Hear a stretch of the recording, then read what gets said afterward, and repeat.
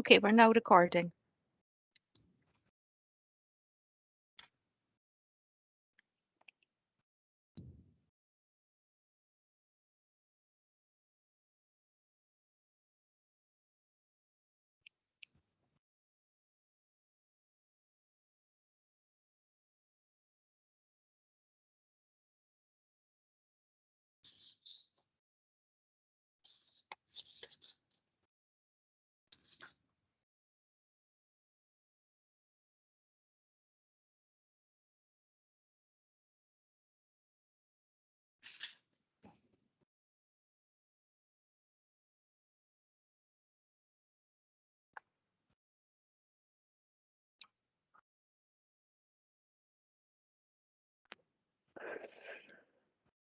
Shall we give folk a couple of minutes more, Elaine? Yeah, it looks like we're getting quite a few people arriving, but there's still a few people who said they'll attend that are not here. Okay. In these virtual meetings, this is always an awkward time. I sometimes feel I should do a song and dance at this point, but if I do, it'll drive all those who've already arrived away, so I'll leave it be. I'd be okay with a song and dance, Alistair. Not the song, you wouldn't believe me. It'd probably brighten up my Monday, I think.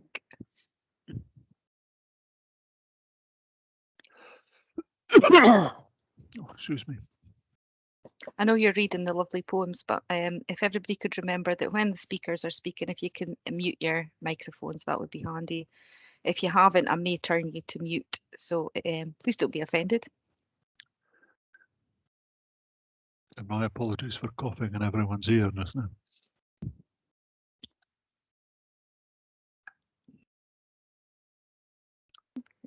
I think that is everybody. We've had a response from joined, Alistair. Okay. Right. Good afternoon, and welcome to the launch of Edenholme Poetry Lover. You'll hear enough of me during the meeting, so I'm going to shut up immediately and pass straight on to our first speaker, who is Amanda McRae, who's manager of Edenholme. Amanda. Thanks, Alistair. Good afternoon and a very warm welcome to the launch of our book, The Poetry Lovers. Today is a special event and one that has been a journey through some of the most challenging times. Although the past year and more has been difficult, I'm very proud that we have been able to offer our residents opportunities to be able to be creative, have a voice, and be part of our community. I think staff who were redeployed to the service have brought new skills and ideas that we will build on. And of course, most importantly, our vision of working in partnership with each other to deliver better services to the people we support. I hope you enjoy this afternoon. Special thanks to Ed and Alistair from the Community Learning Development team and to all of you for joining us today. Thank you. Okay. Our first speaker after Amanda is Ed, my colleague, who will explain something of how this came about and how we set it up. Ed.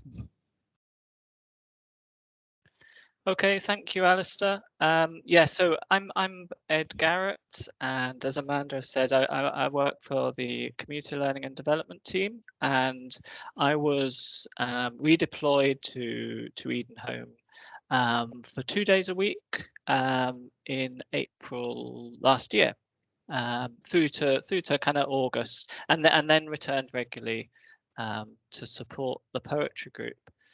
And obviously it was a bit of a, well, it has been a pretty weird time for everyone. And I suppose soon after I started talking to residents, we decided to set up a weekly poetry group. And at this group, we really just shared poems we liked, and between ourselves, we kind of read them. But soon the group grew more ambitious, perhaps, and we thought about trying to write our own poems, which is really where Alistair came in. And I'm sure he may want to say a bit more about this, but essentially how it worked was I would be in the room, the lounge with residents, with the group, and Alistair would appear on a big TV screen, really literally larger than life, and via a video link. And Alistair, and I may be kind of doing you a disservice here, Alistair, but essentially you would read some poems to kind of get us in the mood, you know, but some wonderful stuff, and residents would choose poems and so on, and then you would set us set the group a poetry writing task. And then we'd spend a few minutes. I would work with the group to kind of write the poem, and then we would read it back to Alistair, and who would make some kind of small edits, maybe with the kind of line order and everything. So that's essentially the process. I think everyone who came to the group, really everyone who came to the group, contributed in their own way, and I think this is one of the reasons it's was such a powerful way of people being able to express themselves. Kind of more broadly, the poems and this group and the poems that the group wrote was a really important part of a broader piece of work I was doing with my community development hat on, looking at the experience of older people during lockdown, and it was a really good way of capturing and giving voice to that experience. But for me, actually, I think really, but I don't want to go on about that, but I think the proof of the value of the poems is really in the reading and the hearing of them, which is what we're going to do this afternoon. But all I do want to say really is that of the 13, I think there's 13 poems in this booklet, that I think I can remember pretty well who wrote every line of every poem. And that's not because I have some wonderful memory, because I certainly don't. But I think for me, it's maybe an indication of the impression, the experience made on me, how powerful it was. And I remember when I first started in community work about 20 years ago, someone said to me that it was so enjoyable, it hardly felt like work. And I'm not sure this has always been the case, but certainly working with this wonderful group and wonderful staff at Edenholme is certainly one example of work which has been a total pleasure. Thank you.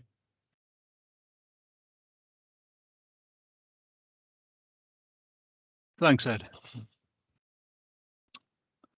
Right, I'll add a little to what Ed has said. Indeed, I'd echo what he says. He was there and had the joy of speaking to people and interacting with them, and I was merely at the end of a microphone. But individual lines from those days still sing out to me with a startling freshness and vigour. And a box that smells of woodland and mushrooms, or wonderfully a shed with a Zulu spear from my relatives. That still intrigues me. Or that feeling we've all had in the last year and a half, summed up in, I don't like masks muffling words.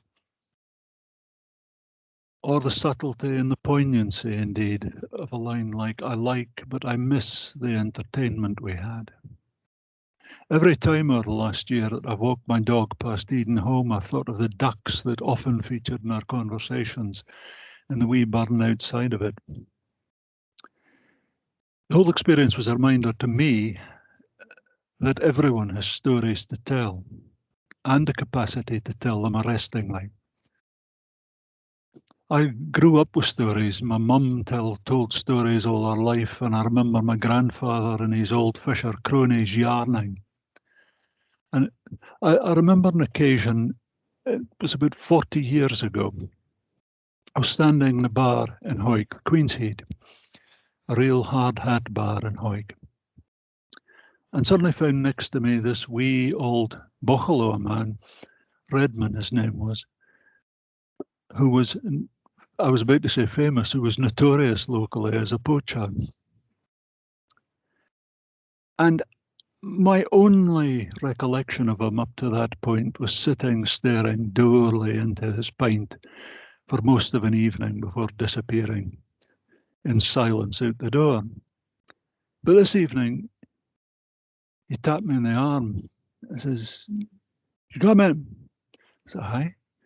He says, "You know," and he launched into this story about a 12-point stag, a royal stag, that he and some of his colleagues, if you can call them that, had been pursuing for years with intent to kill. And the story involved how the previous weekend he'd been out about his trade, and it was early in the morning and he was up by St Mary's Loch, up on a hill overlooking it. And he was nestled in this wee howe, almost at the top of the hill, above a steep incline, a cliff virtually, beneath his feet, sitting there having a smoke with his gun across his knees. And he said, "You know," and I suddenly thought, "There's somebody here with me." So I looked to my right carefully, and then I looked to my left, nothing. So I hunched myself forward and I peered over the edge of the slope. There was nothing there, but even more so, I felt the hairs prickling on my back of my neck, and I looked up. And there, about 12, 15 feet above me, standing at the top of the ridge, was the 12-point stag looking down at me. And it looked at me and I looked at it. And then I swear to God, sir, it kind of nodded. And God help me, I nodded back. And then it swept its head round and shot the craw off into the gathering sunrise. And all my life I've been aware that we all have stories and the skill to tell them with the force of an ancient mariner. But only if we give ourselves permission. Give ourselves permission. We don't need anyone else's permission. We all have that capacity, and that's never been more true or necessary in this last year. At a time when folk were feeling isolated, alone, cut off from each other, and particularly so in care homes. These meetings with Ed and me, particularly with Ed, who could be there, allowed people, yes, to stay in touch with other folk, me and him from outside and with each other, but it also allowed them to stay in touch with their own feelings, with their own thoughts about relationships, and particularly with their own memories. It provided them with a way to communicate rather than being stuffed up and bottled up with those feelings. The process we used to write was, I would give a frame for a poem, such as Love Is, or 10 Things in My Shed, because it was difficult writing down a camera. But it had a surprising and a quite wonderful effect, which was that by writing collectively, it ensured that everyone's voice was heard. It enshrined inclusion at the heart of what was created, almost unintentionally. And those voices weren't just heard between ourselves, or indeed now in this booklet, which is being made public, but those voices were heard across the Shire, because some of them were featured in case impact studies. And they're being heard nationally, in that the booklet has attracted interest and attention, not only from the Care Inspectorate, but also from an organisation called Luminate, who deal creatively, who describe themselves as Scotland's creative learning process for the elderly.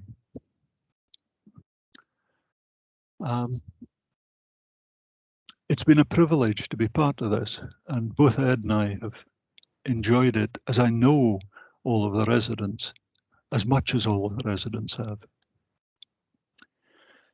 Anyway, I'd like to pass you on to our keynote speaker, and I'm heartily pleased that he is here to talk to the residents and to celebrate their booklet. I'll pass you on to the Provost, Councillor Howatson. Well, good afternoon, ladies and gentlemen. It's a real privilege for me to join you today for the launch of the Edenholme Poetry Group Anthology.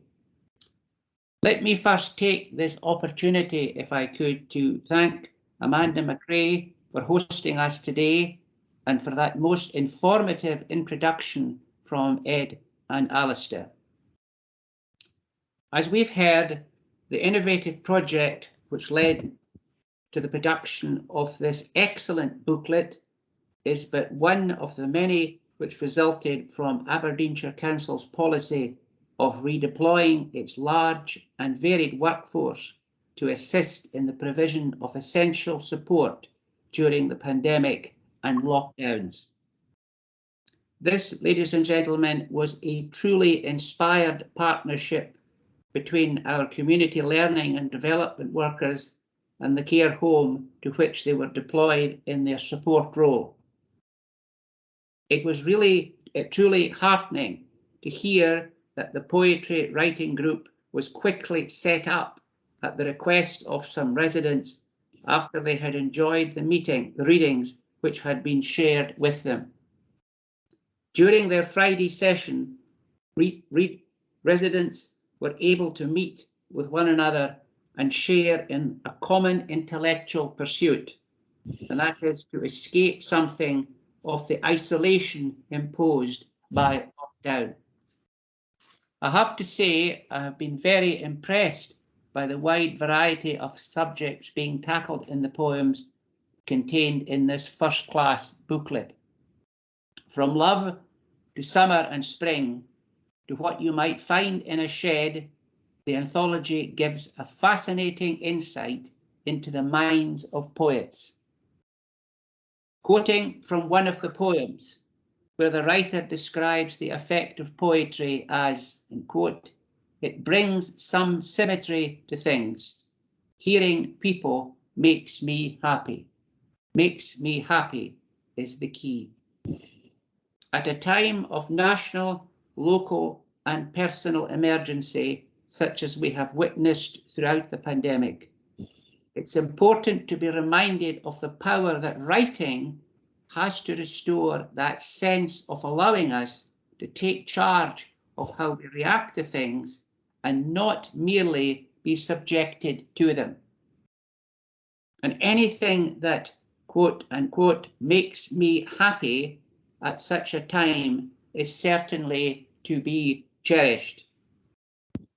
Of course, Edenholme had suffered the pain and anguish of losing some of its wonderful residents, some of whom were members of the poetry group, and our thoughts will always be with them, their family and their friends at this difficult time. I note on the back cover that the poetry sessions, and I quote, allowed all participants to give voice to their collective experience of lockdown, yes, but of many other things too, and their feelings about this in a way that gave status to those feelings. However, I suspect that the most important product of this whole project for the residents was that they had a great deal of fun and enjoyed this experience enormously. Ladies and gentlemen, all at a time when fun and enjoyment were in short supply. Ladies and gentlemen, I look forward to watching this particular group develop in the months to come, and perhaps even more importantly, seeing your inspirational project rolled out into other care homes and indeed other environments across Aberdeenshire. And I thank you very much. Thank you very much indeed. Thank you. Thank you, Provost. Our next speaker is from the Care Inspectorate. It's Yvonne Leithley. Yvonne.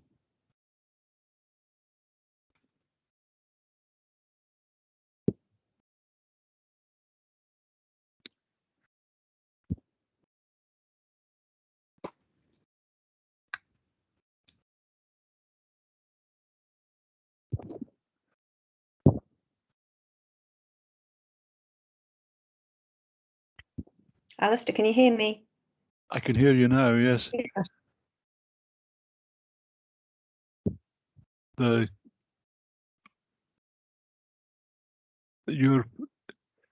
suppose it was two.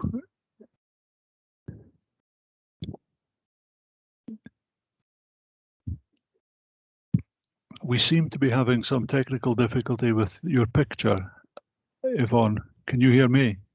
Alistair, yes, I can hear you. Okay. Can you hear me now? I can hear you now, yes. Fantastic. Possibly you might switch off your camera, because it's giving a sort of series of hiccupy paused stills rather than showing us you reading. Okay. Right. Okay. Yeah. Yvonne. Thank you. Apologies for that technical start. So thank you very much for inviting me to your celebration today. I'm very grateful for the opportunity to be with you. Initially, I'd just like to read one verse from a poem to you. It's from The Spell of Creation by Kathleen Raine. It says, "In the word there speaks a word of joy, a word of grief. From joy and grief there springs my love." To me, words are very, very important. And I think 12 months ago, when Ed and Alistair had the opportunity to come and join you, I'm sure that you never thought that a year on you would be publishing your own book. And I commend you all for that. We think of using language as something to communicate with each other. We engage with people by talking to them, by calling someone on the telephone, or even now using video calls. And we hear words via the television whilst watching a programme or listening to the radio. We may read words in books or in the newspapers. And we may write via letters or postcards to share news and keep people in touch. Using language to express your thoughts and feelings can be liberating. And working together to create your collection, I'm sure, has been a wonderful opportunity. As a group, it will have given you great pleasure in developing your skills to become poets. I hope that you have the inspiration, the desire, and the support to continue your creative writing, both individually and as a group. I've certainly enjoyed reading your poems, and I've shared them with lots of people. And as I say, I hope you have the chance to continue, and I really do look forward to reading volume 2 in the future. Thank you. Thank you, Yvonne. And I hope we go to volume 2 as well. We've had other meetings since the booklet was put together, and it is the intention on an occasional basis to continue with these. Indeed, other poems have already been written. And now kind of the meat of the celebration, which is to hear some of the poems. Elaine's been sharing them on screen with you.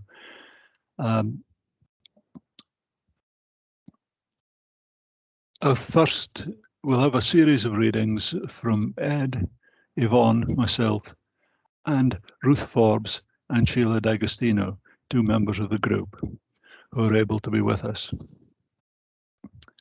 Hello, Ruth and Sheila. Pleased to see you. Our first poem will be read by Ed. Ed? Thank you, Alistair. Okay, so I'm gonna read the poem "The Box in My Shed." And this was the first, but I believe was the first poem that we wrote as a group. So I guess I maybe have a particular fondness for this one. So the box in my shed. There is a box in my shed. It is dark brown. It is very big. It is old. It is made of washed up old wood. It smells of woodland and mushrooms. Inside the box there are old letters and spiders and maybe mice and newspapers from the war and a hedgehog and a fox. It reminds me of a childhood adventure. It makes me feel sad and also nostalgic as time goes by, but intrigued to find out more. Thank you.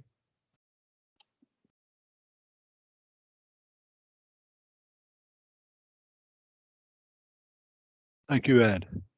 And next, we have a reading by Ruth Forbes. Ruth? Are you ready? Yes. Okay.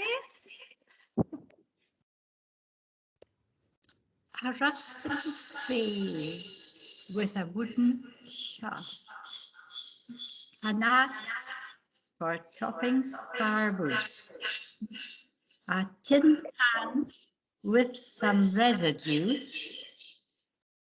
some coal to put in an agger, a black two-wheel bicycle, cobwebby boxes full of dust, some gardening tools, a black and white cat sleeping there at night, a black petrol mower, a Zulu spear from my relatives. Thank you. Thank you, Ruth. That was wonderful. And next, we'll have Sheila D'Agostino.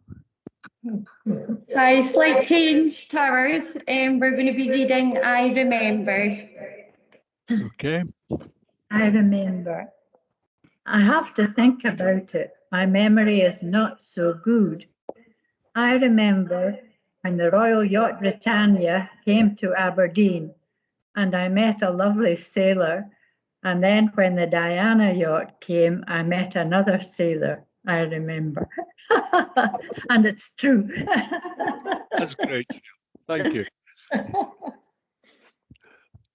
And were they nice sailor?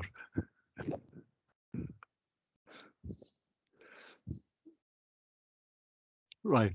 Our next reader is Yvonne. Thank you, Alistair.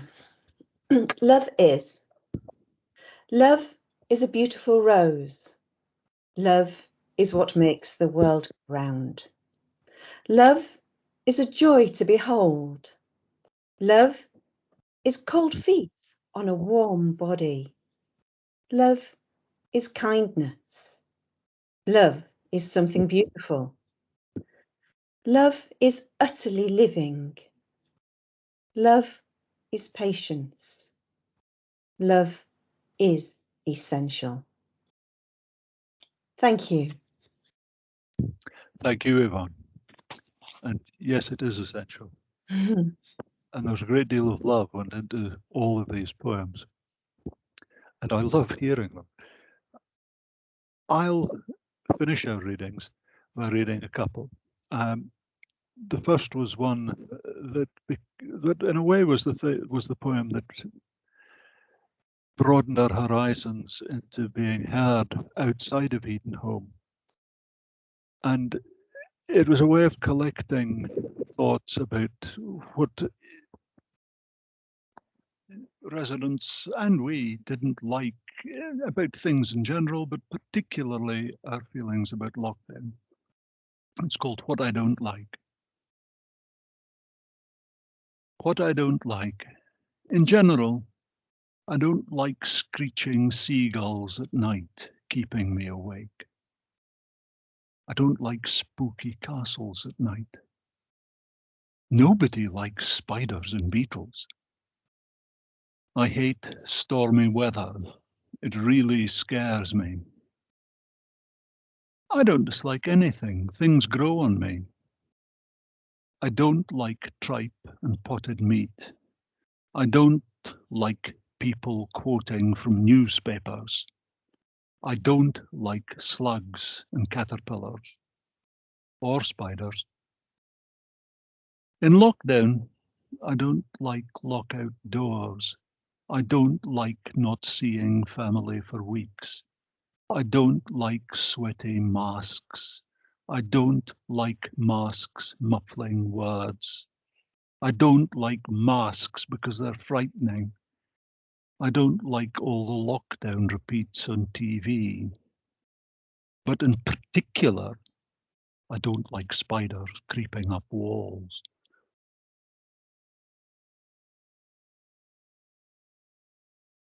We could hardly say it went viral, but that poem kind of made us known out with Edenholme.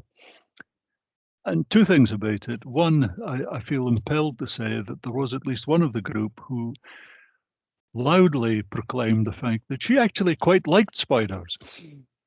And there is too the fact that there in the midst of that poem is the line, I don't dislike anything, things grow on me. And one of the features of writing collectively as we did was that it not only gave everyone a voice, but it allowed contradictory opinions to be expressed in the same piece. And in a way that worked. I'd finish the readings by reading the other poem called I Remember. We've sandwiched in the booklet all of the poems between two poems called I Remember, the one that Sheila read so vigorously and live in such a lively fashion for us earlier. And it finishes with a poem we wrote just a couple of months ago, just before the booklet went to the printer. This is a celebration, but during these months that have passed, members of the group have died, sadly.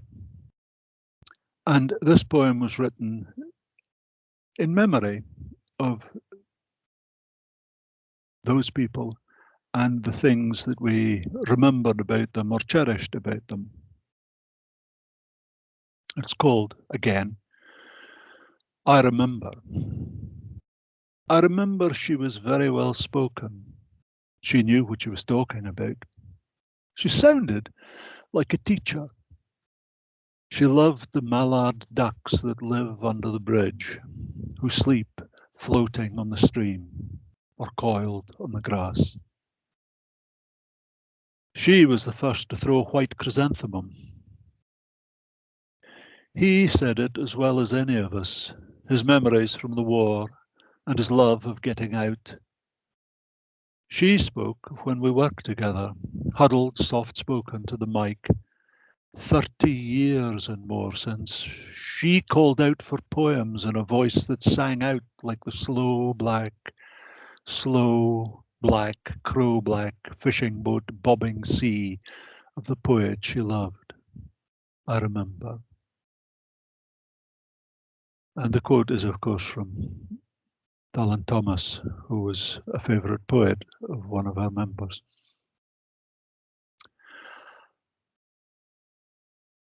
Immediately after this session,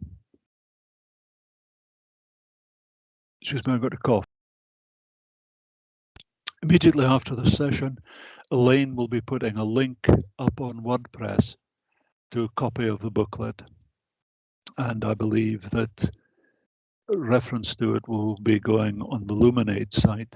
And Yvonne, I believe, reference will be going out through the Care Inspectorate to it too. And also residents in the home will get their own copies of the published booklet. And I'm sure they'll be as delighted with it as I am. There remains little more to do than, Before I turn to giving the thanks, has anyone any questions?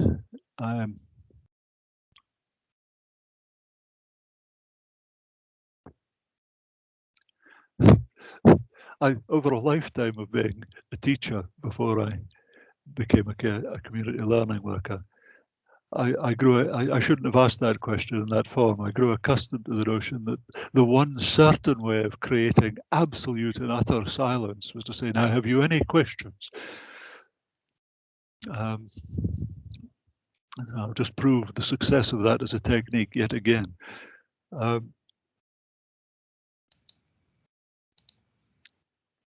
Okay, I'll turn to my thanks. There's a number of We've thanks. got, Alistair, sorry, we've got a question from Councillor Houston.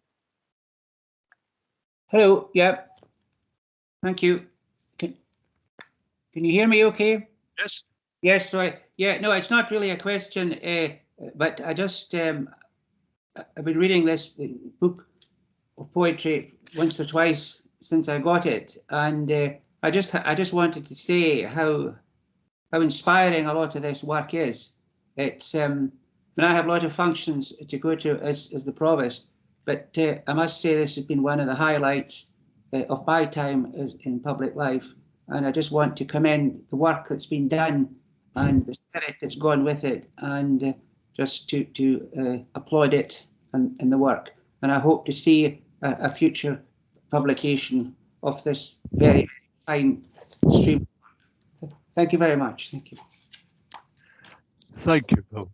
That's delightful and lovely. And I guess only to be expected from a man who himself has a long career in working with writing. Thank you. And I'll continue with thanks. There's a number of people need to be thanked for this production. First of all, the Stonehaven Lions, who generously put up the money to produce the booklet. And I believe some of you are here today. My thanks for that. I'd like to thank Shona West, who is an administrative assistant with Community Learning, who did a heap of work in preparing the booklet for printing. Ed and I are complete ignoramuses when it comes to any kind of such preparation, and she produced, as you'll agree when you see the booklet, something that is beautifully done. And in the same spirit, I would like to thank Sunniva Caro, Sunny, who at the drop of a hat virtually produced the excellent illustrations which adorn the booklet and also indeed the cover. I'd like to thank Murray Alexander of XIC Printers for his patience in dealing with me, and even more so for the quality of the printing, which is first rate. I'd like to thank Elaine Lawson for setting up and hosting this meeting so admirably. I'd like to thank Yvonne Leithley for her enthusiastic support and her appreciation, and indeed for that beautiful quotation from the poem she read.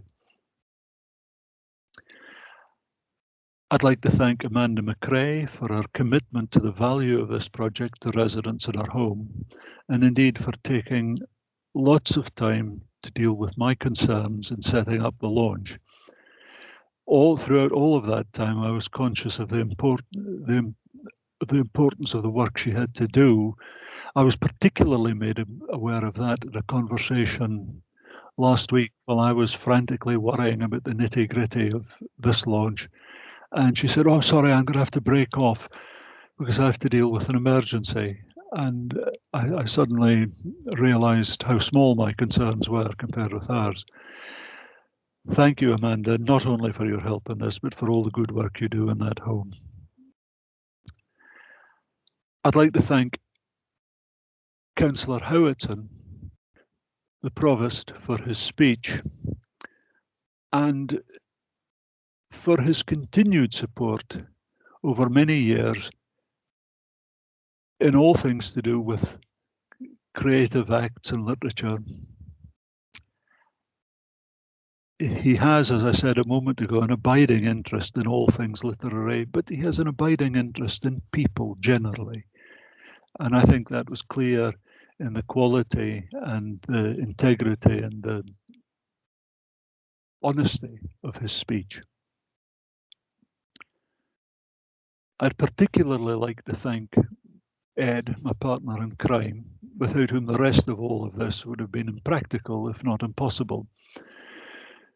I think the pair of us have become a formidable double act, and if I were younger, I'd be tempted to suggest to him that we could make a career out of it. Most of all, I'd like to thank the residents of Edenholme for their willingness to try new forms of expressing themselves, for their creative curiosity and the freshness, the vigour of their insights and the often pithy power of the ability they have to express their views. I'd like to thank finally all of you for coming, and I hope you've enjoyed it at least half as much as we did working with the residents and creating these poems. I'll finish with the thought that as a poet myself, I was staggered by the precision, the insight of the lines from Why I Love Poetry. Speaking of poetry, it makes things tidied up and disciplines the way it is done. As a description of the act of writing poetry, T.S. Eliot himself couldn't have explained it any more clearly. Thank you, and I hope you've enjoyed the afternoon.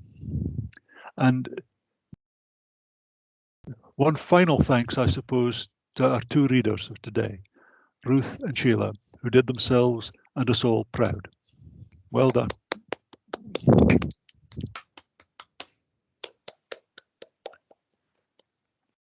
Thank you.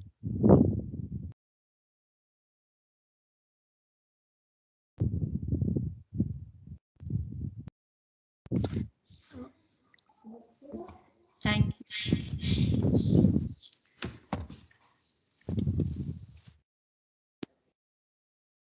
Right.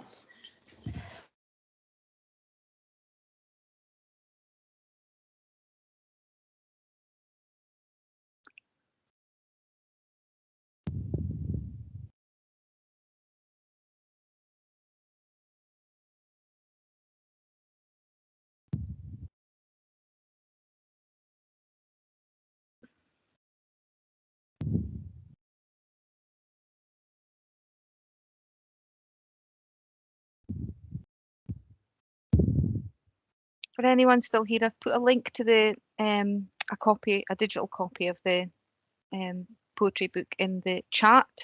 If anybody can't get a hold of that, they can send me an email or a message and I'll forward it to them. And I've left some of the poetry on the screen if you want to stay and watch it. It'll rotate for 20 seconds for about the next half hour. You feel free to stay. Thanks, Elaine.